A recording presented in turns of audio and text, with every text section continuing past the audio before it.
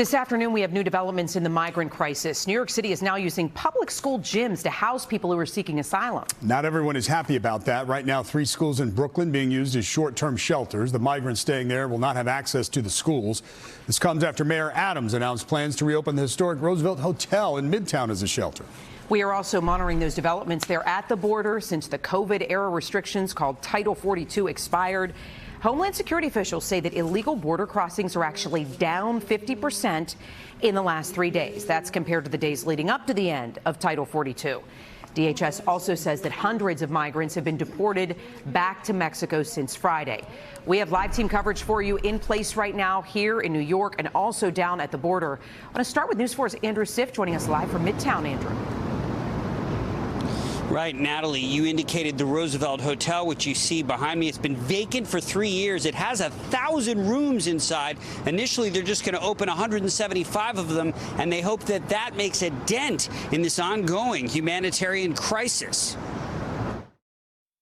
Dozens of asylum seekers today seen boarding an MTA bus at Port Authority for transport to shelters in the boroughs. And later this week, the 18-story Roosevelt Hotel on Madison Avenue becomes a major hub for arriving migrants. The problem with that is, once again, coordination, connecting with people that are on the ground. Power Malu of the nonprofit Artists, Athletes, Activists has been helping migrants who arrive daily at LaGuardia Airport. Sometimes 5 or 6 people per flight. If we can coordinate, then this won't be such a mess as they're looking at it. It won't be such a crisis. The crisis is not when the buses come in. The crisis is when you have people sitting in shelters and in hotel rooms with no place to go, no work, no way to get around the city. For months, state and city officials have pushed for migrants to get work authorization permits. Jobs could mean income and less demand for shelter. But Congress won't allow that until these new arrivals have been here 6 months. City Hall said today, in the absence of a national solution to this national crisis, we have reached the limit of new shelters we can open. That's why the city has begun using schools, like this shuttered building on Staten Island, and this active public school in Brooklyn, where asylum-seeking adults have been sleeping in the gym, which has a separate entrance from where students arrive. They didn't really tell the parents anything until the kids came home and said something later on in the day. That's when we got notified. And I feel like we should have been notified prior to that. When the Roosevelt Hotel opens as an intake center this week, that'll be 175 rooms. This is quite valuable real estate for that. But I do think that if we're going to let people into our country, they should be screened, and we should make sure that they're going to be responsible citizens here. Of course, we're still awaiting details exactly when the Roosevelt opens as a migrant intake center, how many city employees will be sent here to staff the facility, but it is expected to open later this week. We're live in Midtown. Andrew Siff, News 4 New York. All right, Andrew, thank you for the latest there. Meanwhile, a number of lawsuits working their way through the courts to prevent migrants from being bused to Orange and Rockland counties. Rockland won a temporary injunction against New York City just last week, but is now hoping to make that permanent. That case was adjourned today until the end of the month. Orange County due back in court tomorrow on its lawsuit. Dave. At the southern border, Homeland Security says illegal crossings have dropped over the last couple of days, but we're there on the ground talking to migrants who are trying to make it here to New York. News 4's Gabi Acevedo continuing our team coverage live in El Paso, Texas. Gabi, you have their stories for us. Good afternoon.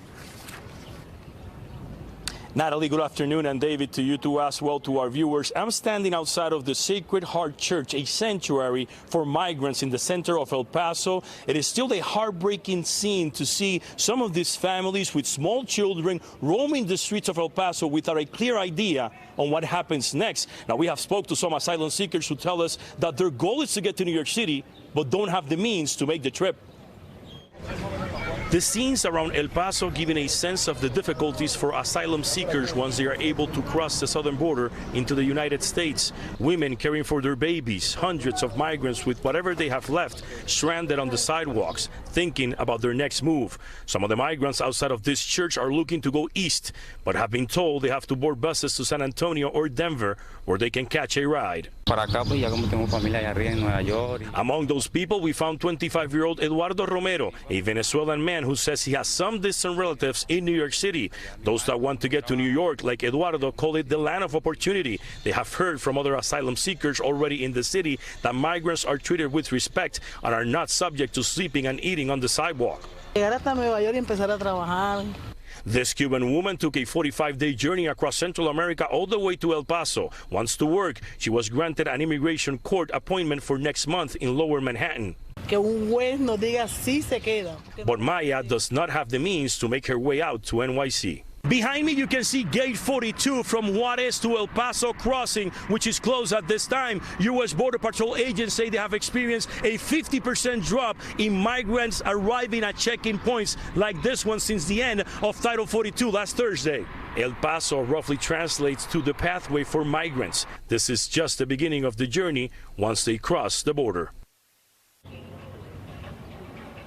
David, Natalie, a lot of these folks as we spoke with throughout these past 2 days, they are unaware of just how strained New York City's shelter system is at this point, but they're hearing from migrants over there that the situation is better than here in El Paso. Now, in terms of the process for migrants, keep in mind that the new guidance from Homeland Security says that for people must make an appointment before making the arrival at the checkpoints, and those who do not use available legal pathways to get into the U.S. are facing 5 years without being able to register back for asylum in the country.